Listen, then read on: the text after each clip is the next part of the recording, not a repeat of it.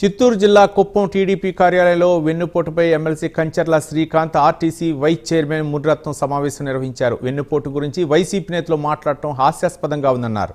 14 ఏళ్లుగా బెయిల్ మీద ఉన్న వ్యక్తి వైసీపీ అధినేత జగన్ అన్నారు. కాంగ్రెస్ పార్టీకి వెన్నుపోటు పొడిచి వైసీపీ పార్టీని స్థాపించారన్నారు. వైసీపీని స్థాపించిన శివకుమార్ రెడ్డికి జగన్ వెన్నుపోటు పొడిచారని తెలిపారు. సొంత తల్లి విజయమ్మ, చెల్లి షర్మిలకు వెన్నుపోటు పొడిచిన వ్యక్తి జగన్ అని ఎమ్మెల్సీ తెలిపారు.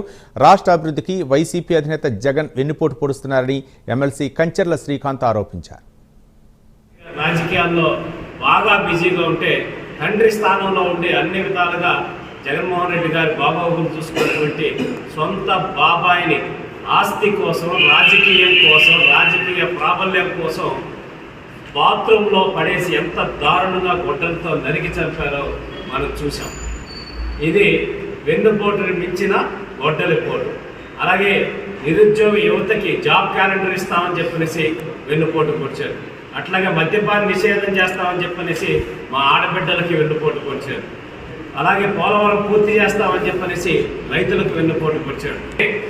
ఎన్నో అంశాల్లో 5 సంవత్సరాల్లో నువ్వు పొడిచిన వెన్నుపోట్లకి జనం అన్నీ భరించి ఒకే ఒక్క ఓటు అనే దాంతో నీకు ఒక పోటు పొడిచి 11 సీట్లకు కూర్చోబెడితే రాజకీయాల్లో బాగా బిజీగా ఉంటే తండ్రి స్థానంలో ఉండి అన్ని విధాలుగా జగన్మోహన్ రెడ్డి గారి బాబాబుని చూసుకున్నటువంటి